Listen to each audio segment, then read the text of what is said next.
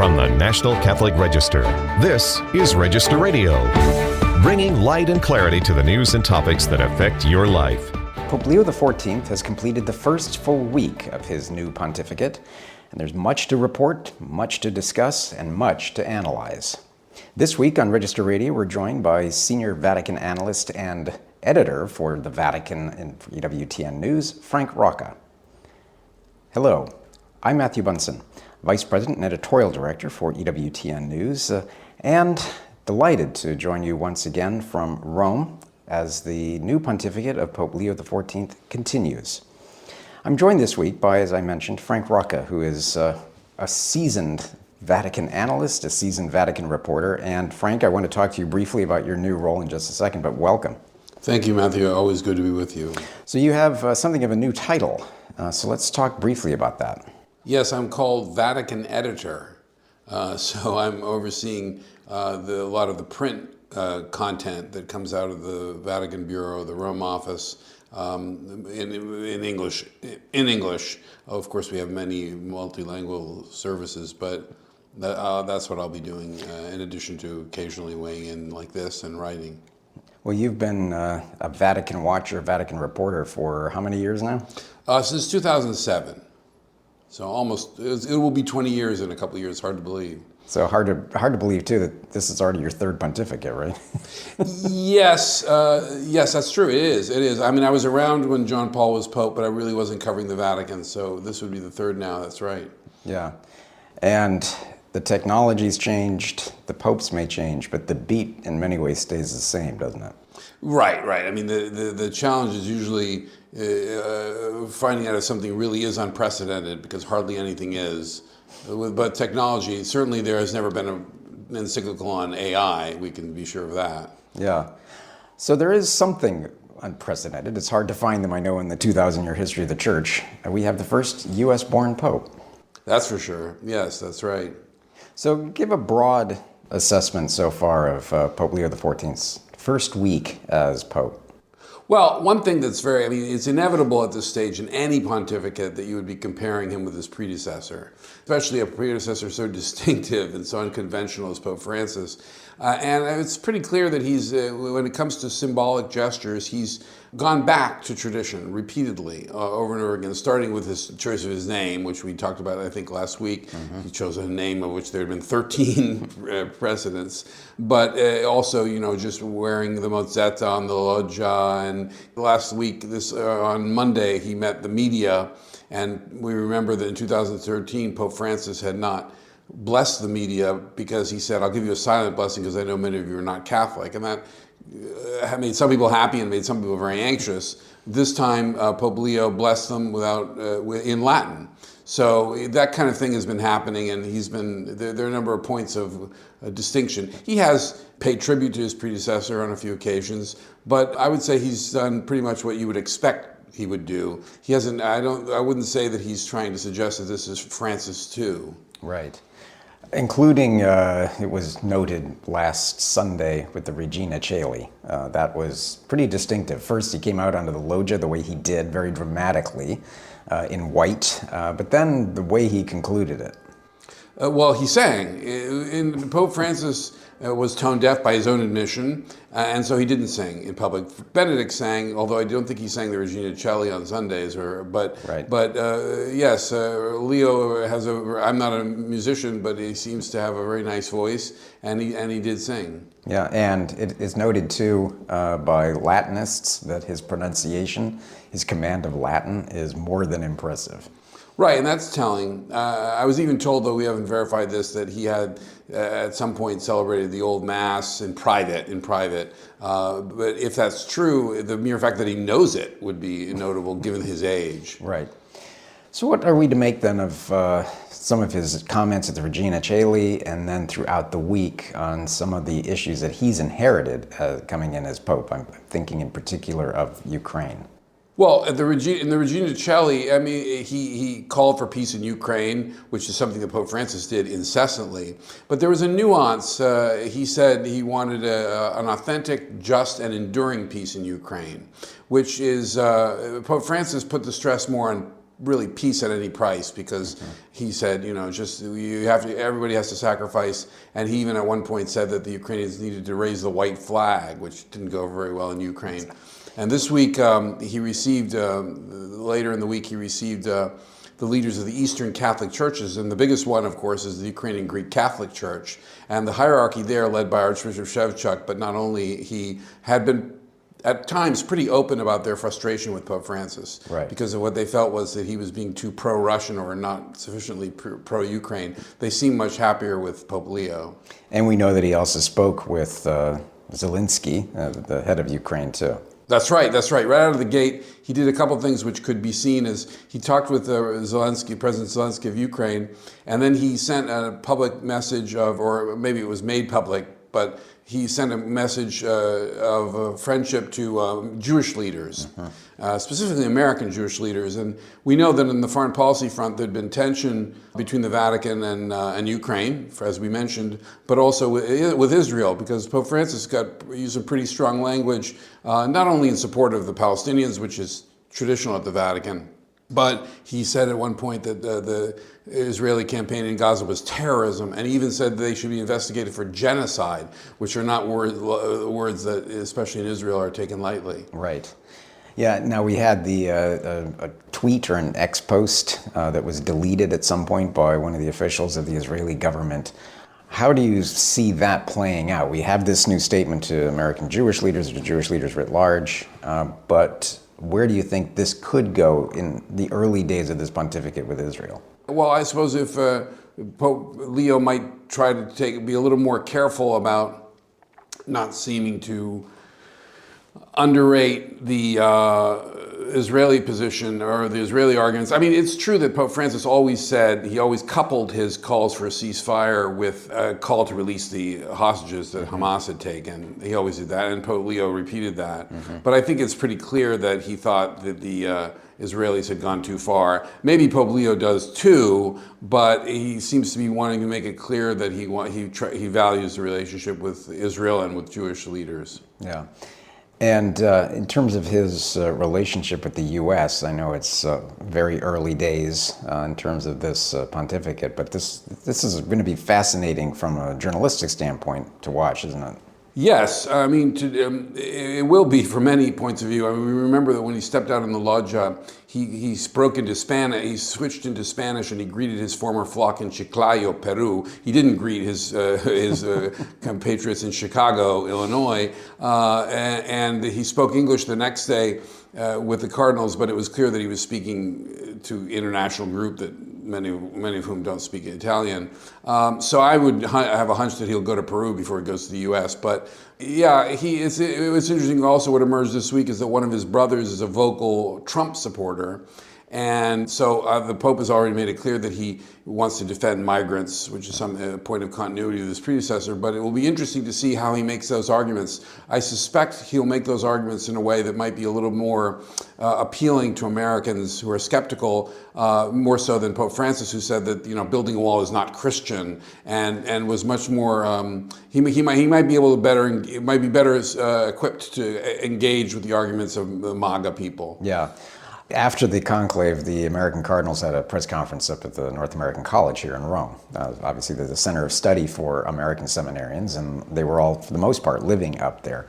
And a number of the cardinals were asked, I know, in questions, did Trump influence sort of this election for Pope Leo in one way or the other? And what were some of the responses? Do you remember? Well, Cardinal McElroy, who's the Archbishop of Washington, has been very critical of the Trump administration on this and on other points, said that he didn't think it weighed. It's hard to imagine that it could, because it couldn't have possibly been a positive. Well, I suppose the argument might be that, we need an American to counteract Trump, but that seems a bit of a stretch, don't you think? Yeah, I agree. I think a conclusion that somehow the Cardinals were voting for him one way or the other specific to Trump. But I know that they were asked, too, about how much of an obstacle was being U.S. born, or the first American Pope. in the conclave, something that may have caused hesitation. And I know Cardinal McElroy made the case that he was surprised that it did not seem to register much at all, that this was not something that the other cardinal electors were even factoring in. What were some of the reasons for that? Well, I mean, it was said beforehand, whenever then Cardinal Prevost's name came up, and to my chagrin, I underrated the sources who told me to really watch him and to take him very seriously right up until the end. But the argument, it was always, it was said, well, but he's an American, and people always said, no, they don't think of him as an American, they think of him as a Latin American, because he spent so much time in Peru. I guess it's true. I mean, I guess for anybody who might have had reservations about someone, the representative of the superpower, that seems to have diffused it. He's a very cosmopolitan figure. He's lived all over the world. He spent most of his adult life outside of the United States. But at the same time, he is very American. There's no question about it. He doesn't hide it. So, from what we understand, he speaks to at least one of his brothers all the time, very frequently. He goes back there. We have pictures of him, I think, from last summer, visiting a pizzeria. He's wearing civilian civies. He's not wearing clerical garb. And so he's obviously very much an American, even though he's lived abroad. And I should add, I mean, to be the stereotypical Yankee, the United States is that way a lot. There are a lot of multicultural people in the United States, both people who come from other places, of course, but also Americans who've traveled a lot and who are married with people from foreign countries and everything. So I think maybe this will be a good opportunity for people to see the United States in a more nuanced light. Yeah, and he might be exactly the type of bridge builder. I know at the NAC press conference, Cardinal Dolan made the point that we really should anticipate that he will be, as the name suggests, pontifex, a builder of bridges between Latin America and North America, between Latin America and certainly North America and the United States and Rome. Is there a sense from your sources that it wasn't a reason necessarily for voting for him or electing him, but is there some sort of a repair work that has to be done certainly between the Holy See and, say, American givers and just sort of average American Catholics?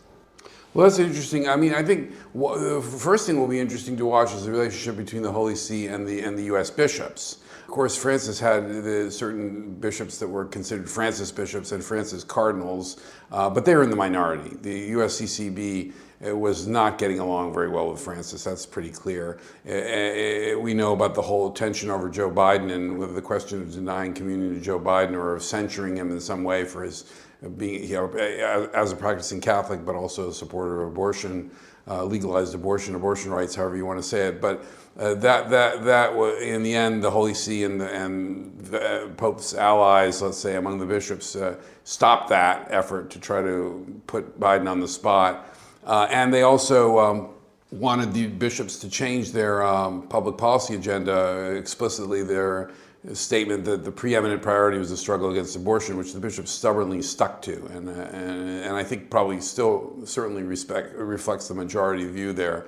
Now, maybe Leo won't have as much of a problem with that, or maybe he'll be more persuasive about, maybe he'll, dare I say, we'll have to see because he's just been around for a little while, but maybe he'll be more trusted on this score, and if the bishops feel that he's really not being, let's say, weak on, I should say, Pope Francis was always very blunt in his denouncing abortion, but he didn't politicize it. He didn't seem to think, he suggested that it really wasn't a deal breaker politically.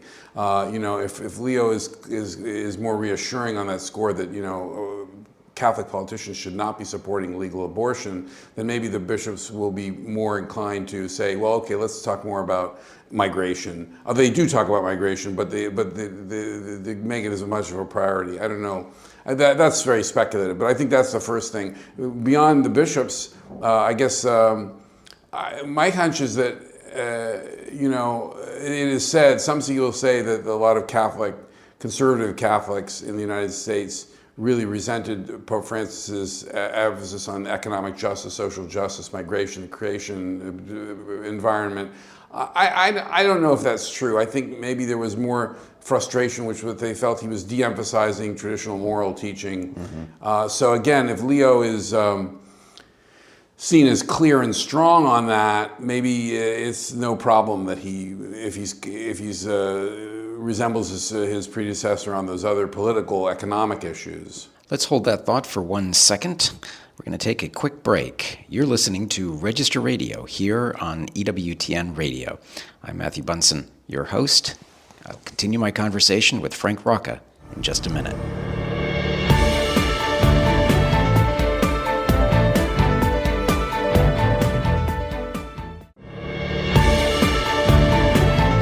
Let's return to Register Radio on EWTN. And welcome back to Register Radio. I'm Matthew Bunson, Vice President and Editorial Director of EWTN News, and your host this week for Register Radio, continuing my conversation with Frank Rocca, Vatican Editor for EWTN News. And Frank, when we left off, we were talking about Pope Francis, American politics, and the issue of abortion. Pope Leo XIV gave a very impressive speech. We're recording this on Friday. He gave a presentation this morning to the diplomats accredited to the Holy See. And I want to get your take on the broader speech, but he was very clear today, wasn't he, about unions of man and woman, and then also in raising the unborn. Yeah, he did. That was striking. I was less struck by the reference to the unborn because that's a pretty consistent. Pope Francis also, talked about the protection of life from conception, natural death, or formulae similar to that. But yes, that's true. He decided in a relatively short speech to diplomats, by the way, because Francis, and I think his predecessors too, used to give these long surveys of, everything that was happening in the world. And now this isn't the annual speech given in January to diplomats, so maybe Pope Leo thought he could just introduce himself in a more succinct way. So it's not a terribly long speech, but he did choose to emphasize that. And I think more remarkable for me is that he went out of his way to say that the family is the foundation of society, but he said the family is founded upon the stable union between a man and a woman. He didn't need to say that. He could have just said the family. So he wanted to reiterate, obviously a traditional part of Catholic teaching, but he felt he wanted to reiterate that, so we can infer from that what we want. But he also said something which I found even more intriguing still. He said, the church can never be exempted from speaking the truth about humanity and the world, resorting whenever necessary to blunt language that may initially create misunderstanding, end quote. Now that, on some scores, Francis avoided that blunt language. Right. He especially on sexual morality, for example, and homosexuality, where he famously emphasized the part of the Catechism that says that we should be compassionate and avoid unjust discrimination and so forth. But he didn't ever reiterate the parts about natural law or the prohibitions of sexual acts. Or the phrase intrinsically disordered. Well, he certainly moved far away. Now, it should be said, I don't think Benedict himself, who as Cardinal Ratzinger oversaw the doctrinal office and was responsible for that language about intrinsically disordered and so forth, which so many people find disturbing, I don't think he probably used it when he was Pope. I can't be sure. Mm-hmm. Popes sometimes take a slightly more pastoral approach. Right. But it was pretty clear that Benedict, about the same-sex marriage debate was going on when he was Pope, and he was pretty strong against that. Francis didn't harp on those things, to put it mildly. So now, in this case, we're still in the realm of abstraction. In generalities, he didn't say what he wants to be blunt about. But you get a sense, especially since before he was Pope, Leo did speak bluntly about the quote-unquote homosexual lifestyle. Right. He spoke out against gay adoption and the promotion of these ideas in the media, also abortion, euthanasia. So the question is, will he go back to that kind of language now in 2025, post-Francis? That would be quite remarkable. He might be setting the stage for that or preparing the ground for that, because it's hard to imagine what else he could be. It could be other things, but what is it? What is this sort of blunt language he seems to be warning people about? Yeah, it's something that obviously we're going to discover in the days and weeks ahead. But this has also been a remarkable week from the social media side. I know that he talked to all of us. We were in the room with him, with the media, but he also launched his own. He inherited it from Pope Francis, but all of the Pope Francis posts on social media for Instagram and X have been archived. The explosion of followers, though, is pretty noteworthy, isn't it, on both Instagram and on X for Pope Leo XIV. Right. I was actually surprised. I don't remember precisely the transition from Benedict, because the X account then, in those days, Twitter, was launched under Pope Benedict. And I thought that when we went over to Francis that it was a seamless transition, and I thought that the followers remained, but maybe not. In any case, in this case, they, as you say, they archived all of Pope Francis's tweets or posts, and they zeroed out the followers. So Right. so Leo had to start from scratch, but he's making a very big comeback. Yeah, let's just say this is a robust beginning. Oh, it's 17 million followers at this point, or Is something? it in all the different? Of course, there are all these different accounts. Some have more. There's a myth out there that he's the first one to have a Latin account. That's not true. Francis kept the Latin account too, but he also shut down his pre-papal account on X because then Cardinal Prevost had an account on X and was fairly active on it. Yeah. Of course, after his election, his followers went up to, I think, 500,000. But he didn't post. He hadn't posted since April. Right. Although some of his last posts had to do with politics and the. It should be noted that he followed some of the sister outlets of this program. I can't remember now, but. Well, I know in the past he would retweet the Catholic News Agency yeah. on a fairly regular basis, especially, and what really stayed with me was that he would retweet some of the CNA articles on like the March for Life, pro-life statements. So he was very clear, I think, and has been consistently as a priest, and then as a bishop. We can go back to 2012 when he was the head of the Augustinians. I want to ask you about that in a minute because there was an important story that you covered there. Yeah. But when he was tweeting, he mostly retweeted, but those were things that I think a lot of the pro-life Catholics are pretty excited about. That's right, and it should also be noted that he retweeted some of the more progressive Catholic outlets on things like migration and criticizing J.D. Vance. But that's not surprising that he would hold that array of views, which of course we're very familiar with, and is not there's no conflict there, certainly. So in the time that we have left, I want to dig in a little bit about the piece that you did, going back to 2012 when you interviewed him when he was head of the Augustinians. Yeah, in 2012, he was the prior general, I think is the title of the Order of St. Augustine, and he participated as a major superior in the Synod of Bishops in 2012. In those days, the Synod of Bishops was limited pretty much to bishops. That was pre-Francis, it was still Benedict. But he took part in that, and he gave a very quotable and a very provocative speech about how the mass media in the West promotes what he called anti-Christian lifestyle choices, including abortion, euthanasia, but also same-sex marriage and adoption by same-sex couples. And he talked about how the church could respond to this. So it was very much what we would call now a culture war speech. It was very much of its time. But I went over and we interviewed him about that, but also about Catholic media and the media in general, and also then we veered off into other topics about the role of the religious life and comparing it to the ecclesial movements. So it was a very churchy conversation. I didn't know he would be Pope. I would have asked him about all kinds of other things too. He recorded his synod speech. I was then with Catholic News Service, which is part of the USCCB, the Catholic Bishops Conference. And he recorded that speech. We put that online, and that's also been getting some attention. But years later, I and a former colleague asked him if he still held those views.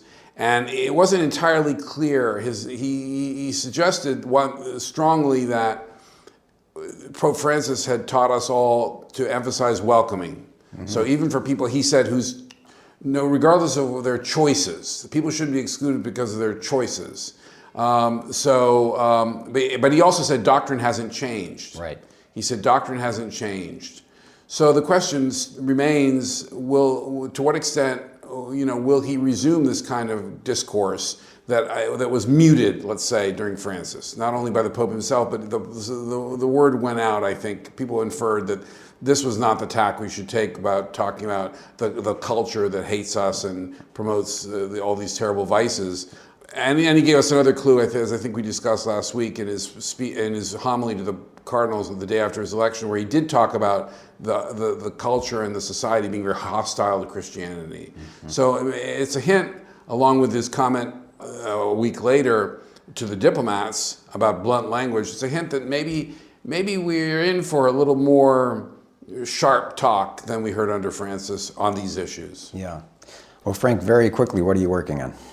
Well, I'm learning the ropes as Vatican editor, and this is a very, very, as our listeners must know, this is a very diversified organization with operations all over the world, and it's learning to be an air traffic controller. So that's what I've been doing the last couple of days. Well, have fun landing the planes. You're in a very exciting airport, so to speak. Yes, yes. Yes. We see. Yes, and we should note, underscore for people, that this organization is exceptionally strong in two countries, the United States and Peru, which makes us as well positioned as any outlet could possibly be to cover this pontificate. Yeah, not to mention here in Rome. Well, there's that. The Vatican, yeah.